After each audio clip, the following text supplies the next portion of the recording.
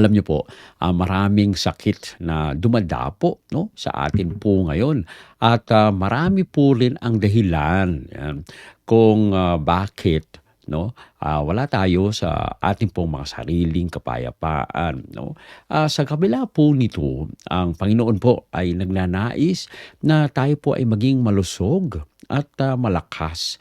Ang pangako po niya sa Biblia ay, malinaw 'no. Ito po ay mababasa po natin sa Psalm, 107:20. Ito po ang sabi, "Isinugo niya ang kanyang salita at pinagaling sila at iniligtas sila mula sa kanilang mga kapahamakan." Okay. Now, ipinapangako ng ating Panginoong Diyos na tayo po ay pagagalingin at tayo po ay ililigtas 'no, ang kanyang mga tao kung tayo lang ay mananampalataya sa kanyang mga salita. Ang mga nagdudulot po kasi ng, pag-aayos sa lahat ng aspeto po ng buhay ay ang ating Panginoon at kung tayo makikinig sa kanyang banal na salita. Ang sabi po dito sa awit 'no, sa 107, ito po ay isang awit ng pagliligtas na, nagsasalaysay kung papaano iniligtas ng Diyos ang mga Israelita mula sa kanyang, mga pagsubok na kanila pong nararanasan. Dito po sa talata verse 20 ay, namumukod-tangi po ito dahil pinakita po dito na ang ating Panginoon ay tumugon 'no, sa krisis ng kanyang bayan. Isinugo po niya ang kanyang salita upang pagalingin at iligtas sila. Now, sa pareho pong pangako, ito po ay naaangkop din ngayon sa isang mundo na puno po ng sakit, yung, pagkabasag ng ating pong, kalooban at, mga kasalanan. Pinadala ng ating Panginoong Diyos ang kanyang salita, ang ating Panginoong Hesus na pinagaling ang, mga tao dulot po ng, kanila pong mga kasalanan. Kaya nga po, sabi po dito sa Steps to Christ, page, 65, ang salita ng Diyos ay isang lunas sa bawat sugat ng kaluluwa. Kaya kung tayo po yung nananalig sa ating Panginoon at ating pong, aalalahanin ang kanyang salita ay talagang makapangyarihan, ay maiiwasan po natin ang mga pagsubok na makakapagpabigat at magbibigay ng walang pag-asa sa atin. Dahil kung tayo maniniwala sa salita ng ating Panginoong Diyos, ay mararanasan po natin ang lubos na kapayapaan. Yan. Kaya tayo po ay lubos na magtiwala sa ating Panginoon.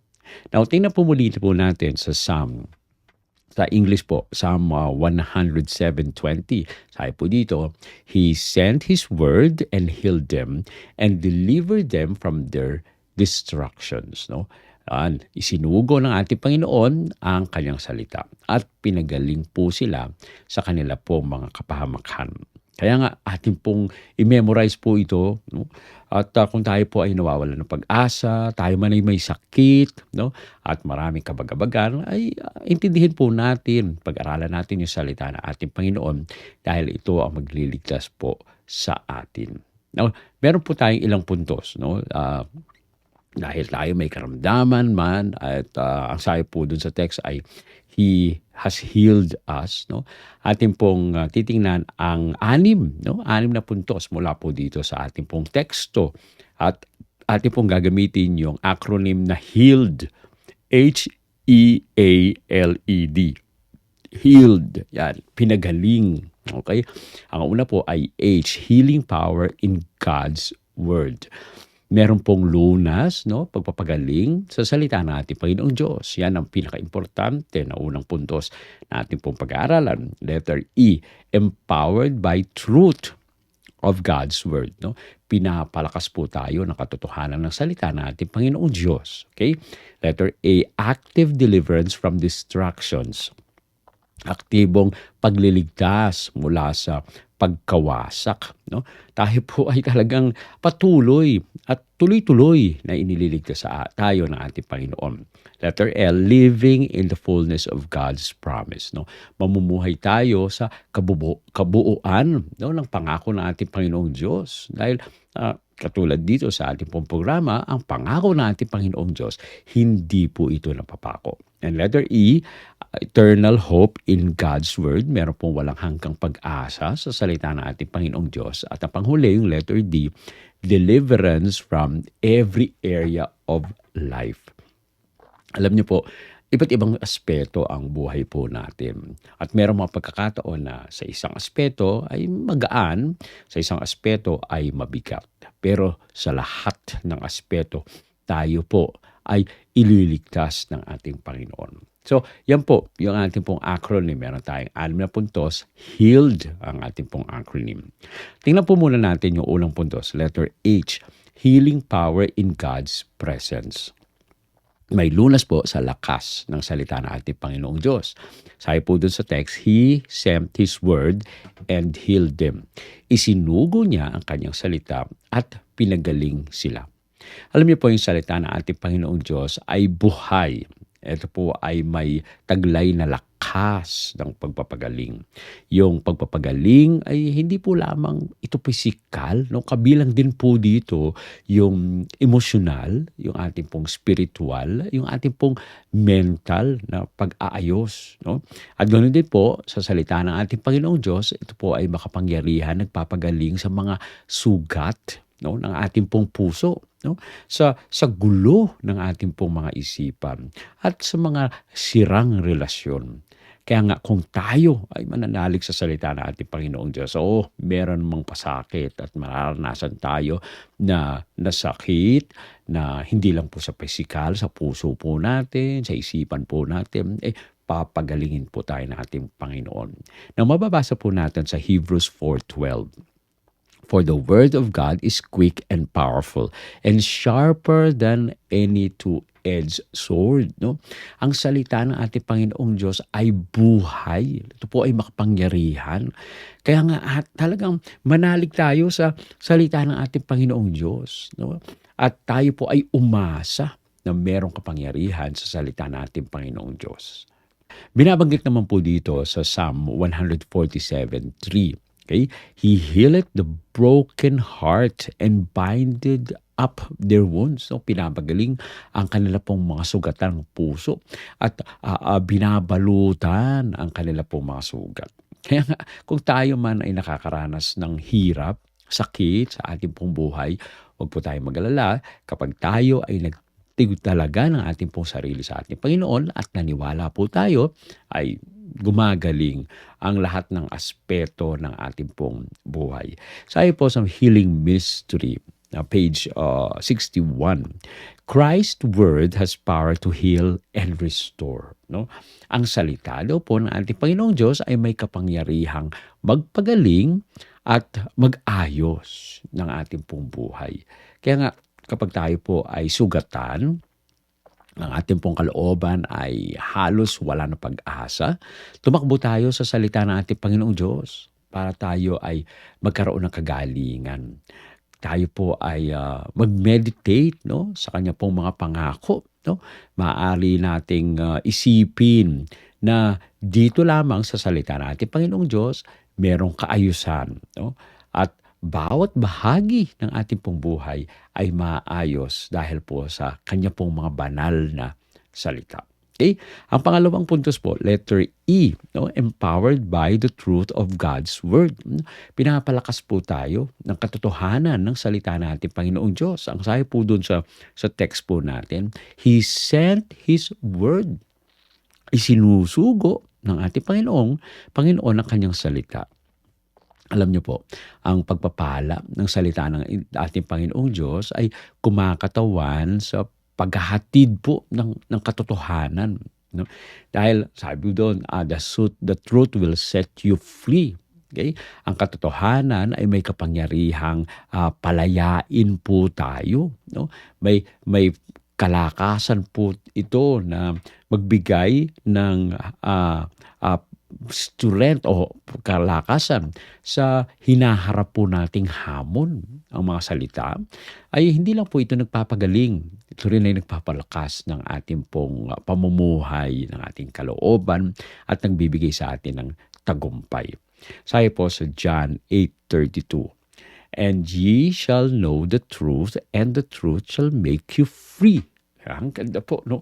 At makikilala po natin ang katotohanan. Yan po ang sabi doon. At kapag nakita natin ang katotohanan, tinanggap natin ang katotohanan, ito ay magpapalaya sa atin. Kaya nga mga kapatid, patuloy na tayo po ay magtalaga ng sarili natin, Panginoon. Panghawakan po natin yung katotohanan na yun. Dahil doon sa katotohanan ay mabibigyan tayo ng kalayaan. Dahil yung kamalian, no, kapag ating pinanghawakan yung kamalian, nadidisgrasya po tayo. 'Di ba kapag tayo po ay nagtatrabaho, alam niyo po kapag kayo ay nakarinig ng oops, sa halimbawa meron pong kayong latero na gumagawa diyan o kaya may karpintero po kayo, no? At meron kayong halimbawa gumagawa ng bahay po ninyo, no? At mga pahinante nandiyan, makinig kayo sa mga sinasabi nila, no? Kapag narinig kayo, no? Halimbawa, yung tobero po ninyo na may inaayos, may sinusukat, may nilagay, isinalpak, no? Kapag nagsalita sila ng oops, magtaka na kayo o baka may mali, no? Alam niyo po kapag may kamalian, talagang may problema. Pero kapag katotohanan ang inyo pong hawak, talaga naman, tayo po ay magiging ligtas, no? At mailalayo tayo sa anumang mga sakuna. Sabi po sa Ephesians 6:17, and take the helmet of salvation and the sword of the Spirit, which is the word of God. So yun daw po, yung helmet, no? Yung helmet ng kaligtasan, no? Ito po ay kailangan isuot natin yung tabak ng banal na espiritu. At ito po yung salita ng ating Panginoong Diyos, no? Na ito po ang magbibigay protection sa atin, at ito naman ang magbibigay daan para tayo po ay makapanagumpay, no, sa mga dumadating sa ating mga pagsubok. Sabi po sa Steps to Christ, page 66, truth is the foundation of true freedom and strength, no? Ang katotohanan daw po ang pundasyon ng tunay na kalayaan at lakas, no? Kung gusto niyo po maging malaya, ay talagang maniwala tayo sa katotohanan na galing sa ating Panginoon Diyos. Magiging matatag po tayo kung tayo po ay nasa totoong salita ng ating Panginoong Diyos. At meron pong kalakasan kapag tayo po ay humaharap sa mga pagsubok dahil taglay natin ang salita ng ating Panginoong Diyos. Okay? Yung katotohanan po, hindi po lamang ito kalasag, ito rin po ay sandata para sa tagumpay. Now, bakit ba nagsusuot ng helmet, no? Helmet ang mga nagmomotor. Mahirap po kasi pag wala kayong helmet kapag kayo na disgrasya. Ito po ay either make or break. Kapag may helmet kayo, maaaring pag naumpog kayo, hindi ganun kalaki ang pinsala. Pero pag wala kayong helmet, diretso. Diretso yung pinsala. Kaya atin pong panghawakan ang salita ng ating Panginoong Diyos. Ang sunod po yung ating pangatlong puntos, letter A, no? Active deliverance from distractions, no? May aktibong pong pagliligtas mula sa pagkawasak. Tayo po dun sa text, and delivered them from their distractions. At iniligtas sila sa kanilang mga kapahamakan. Okay? Now, hindi lang pagpapagaling ang binibigay ng Diyos. Ililigtas rin po tayo sa pagkawasak. Now, tingnan nyo nga po, hindi lang po ito prevention is better than cure. Hindi lang po ito cure. Ito po ay talagang inilalayo tayo sa pagkawasak. Like kung yung buhay po natin ay mawawasak, no? At wala na tayong magtiging pag-asa, no? Kapag tayo ay nasa ating Panginoon, merong pag-asa. Ang mga kasalanan po kasi, yung takot, yung kawalang pag-asa, ay mawawala kapag, no, tayo ay nasa ating Panginoon. Dahil yung salita ng ating Panginoon nag-aalok po ito ng pagkaligtas, no, mula sa pagkawasak po natin. Kaya yung pagliligtas ay hindi po lamang ito pangyayari, no, na nangyayari sa atin kung tayo ay nasa ating Panginoon. Patuloy po yung proseso, no, ng pag-aayos sa atin. Patuloy yung proseso ng pagkalaya. Dahil yung mga kasalanan na nararanasan po natin ay maaaring hindi pa pumapasok sa atin yung mga solusyon, pero unti-unti kapag tayo ay naniniwala sa ating Panginoong Diyos, ay nakikita po natin yung solusyon sa mga problema po natin. Now, sabi po sa Romans 6:18, being then made free from sin, ye became the servants of righteousness. No? Kapag tayo po ay tumanggap sa Panginoon at tinanggap natin yung kanyang mga salita, okay, tayo po ay nailalayo at pinapalaya po tayo sa kasalanan at yung katuwiran ng ating Panginoon ay sumasa atin. Natatanggap po natin yung katuwiran na yun. At yung katuwiran kapag nasa atin, pinapalaya po tayo mula po sa kasamaan, sa mga maling turo, at kapag tayo po ay naniniwala sa totoo at sa salita ng ating Panginoong Diyos, tayo po ay nakakalaya sa mga problema na kinakaharap po natin. Okay? Sa 2 Peter 2:9, ito po ang sabi, the Lord knoweth how to deliver the godly out of temptations. Tingnan niyo po, alam niyo, nakakaranas po tayo ng mga temptations dumadating sa buhay po natin. May mga pagkakataon, hindi po natin alam kung ano yung gagawin po natin. Minsan hindi tayo nakakatakas. Pero kapag tayo ay nasa ating Panginoon, binibigyan tayo ng karunungan ng ating Panginoon, naniniwala tayo sa salita ng ating Panginoon, tayo po ay napapalaya at nakakaalis. Binibigyan tayo ng katotohanan, ng katalinuhan ng ating Panginoon upang lumayas o umalis sa mga tuksong dumadating sa atin. Kaya nga, yung salita ng ating Panginoong Diyos, ito po ang nagpapalaya sa atin mula sa kapangyarihan ng kadiliman, no, na kinakaharap natin sa bawat buhay, sa bawat yugto ng ating pong buhay. Kapag nararamdaman po natin na tayo po ay napibigatan, alalahanin po natin yung salita ng ating Panginoong Diyos. At ito po ang magiging daan, tayo po ay maligtas. Sambitin po natin yung mga pangako at ating pong ideklara, no, na tayo ay tatayo na matatag at naniniwala sa mga pangako ng ating Panginoong Diyos at magkakaroon tayo ng kalayaan sa kadiliman dito sa mundong ito, at kung tayo man ay naigagapos ng kasamaan, magiging malaya po tayo dahil sa salita ng ating Panginoong Diyos. Okay? Ang sunod po yung letter L, number point 4, living in fullness of God's promise. No? Alam niyo po, sabi po dun sa text, He sent His word and healed them. No? Isinugo ng ating Panginoon yung kanyang salita at pinagaling po sila. Alam niyo po, yung salita ng ating Panginoong Diyos, ito po ay buhay. No? Pangako na hindi napapako. Ito po ay buhay at patuloy na tayo ay inaakay sa tamang landas. Patuloy tayo na gumagawa, no? At yung puso po natin ay nababago dahil sa katotohanan tinatanggap po natin. Tayo po ay pinapagaling, hindi man ito agad-agad, pero ito po ay patuloy na proseso. Kaya nga, wag po kayong mawala ng pag-asa. Kung kayo man ay nakakagawa ng kasalanan ngayon at hindi niyo pa napapanunggapayan, manalangin lang po tayo. Magbasa tayo ng salita ng ating Panginoong Diyos at panghawakan po natin. Alam niyo, kapag nakarinig tayo ng tamang mga salita at mga totoong mga salita, kapag ito po ay pinawiniwalaan natin, ay nababago yung ugali po natin.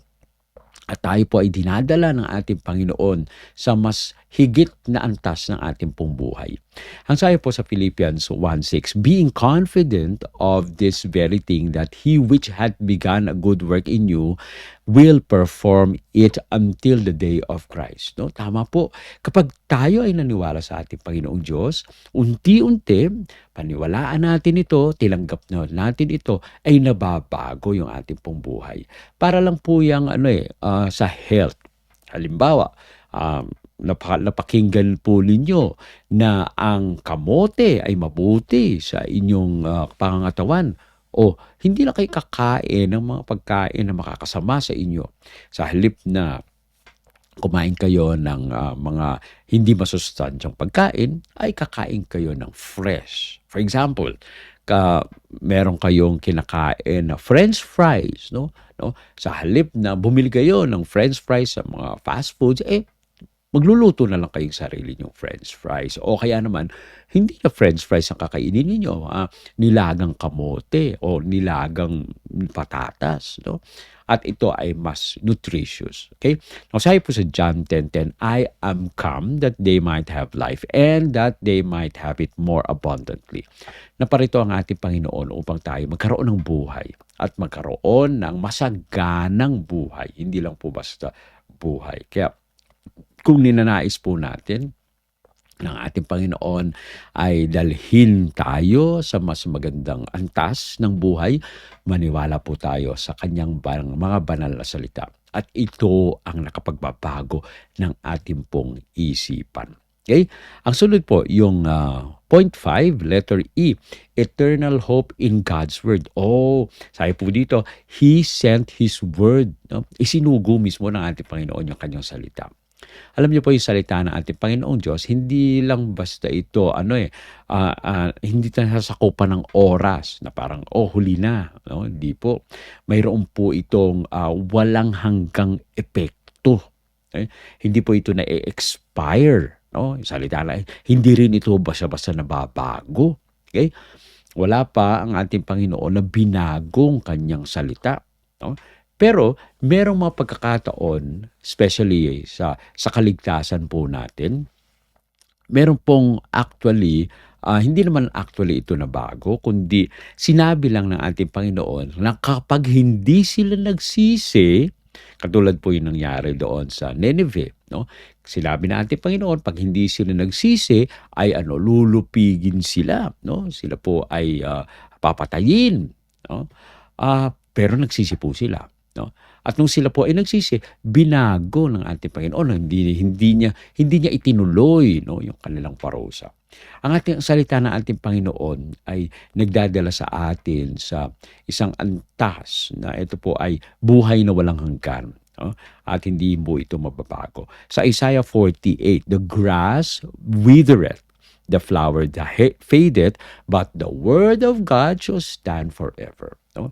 Maaring matuyo ang damo, ang bulaklak ay malalanta, pero yung salita ng ating Panginoon Diyos, mananatili po ito magpakailanman.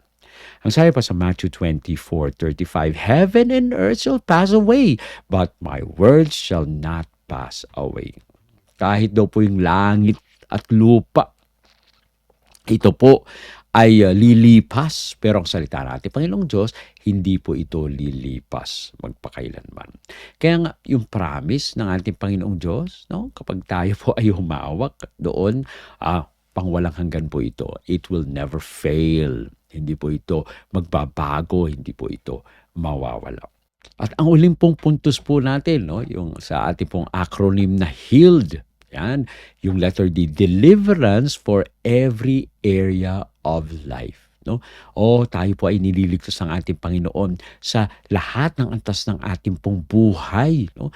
Hindi po ito basta sa isang parte lang ng ating pong buhay. Kung ating pong ibinigay yung sarili natin sa ating Panginoong Diyos, sa lahat po ng antas ng buhay po natin, tayo po ay nililigtas. No? Sabi po ng ating Panginoon sa kanyang banal na salita na hindi po tayo iiwanan ng ating Panginoon. I will never leave you nor forsake you. No? Dahil sa lahat ng antas ng buhay natin, ito man ay physical, ito man ay spiritual, ito man ay economical, no? Ito ay emotional, ay hindi tayo iiwanan ng ating Panginoon.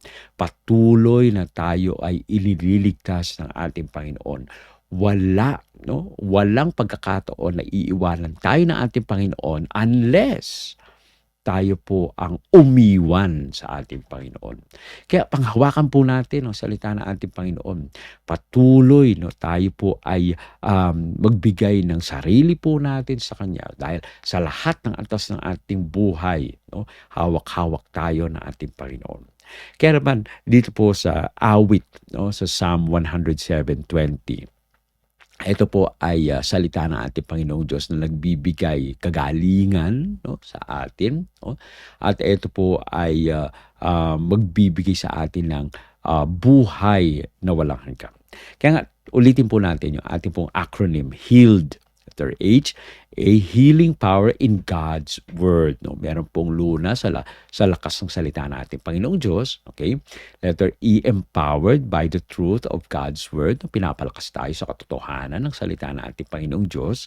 Letter A, active deliverance from destruction. Aktibo na nililigtas tayo ng ating Panginoong Diyos sa pagkawasak. And letter L, living in the fullness of God's promise, no? Pamumuhay, no, sa kabuuan ng pangako ng ating Panginoong Diyos. And letter E, eternal hope in God's word, no? Walang hanggang pag-asa sa salita ng ating Panginoon. At letter D, deliverance for every area of life. May kaligtasan sa bawat aspeto ng buhay natin. Kapag ating pong pinangahawakan ang salita ng ating Panginoong Diyos, meron pong pag-asa sa buong aspeto ng ating pong buhay. Alam niyo po, kung tayo po ay maaaring silang sisidlan, no? Hindi po tayo makaipon ng kalakasan sa ating pong buhay. Nagsusumikap po tayo. Kaya lang ang problema ay parang butas, no? Butas na sisidlan, wala tayong magagawa. Pero sa salita ng ating Panginoong Diyos, tayo po ay gumagaling. No? Nagiging maayos ang ating pong buhay. Nagiging buo muli tayo. Okay? Kaya nga dito sa salita ng ating Panginoong Diyos, tayo po ay magtiwala. Dahil tinatawagan tayo ng ating Panginoong Diyos.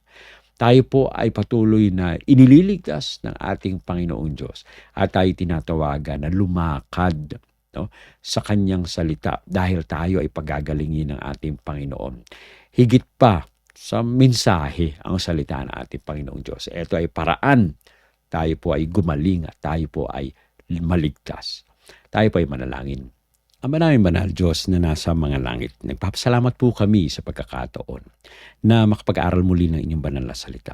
Maraming salamat sa inyong mga salita na nagbibigay kalakasan sa amin at nagpapagaling sa amin po mga karamdaman. Patuloy nawa po, Panginoon, na bigay sa amin ang lubos na katotohanan upang mabago ang puso namin sa pamamagitan po ng inyong mga banal na salita. Pinupuri po namin ang inyong banal na pangalan na kayo ang siyang kumikilos sa amin po mga puso at nagbabago sa amin. Marami po salamat sa pagtinig sa aming dalangin sa pangalan ng aming Panginoong Hesus. Amen. Amen.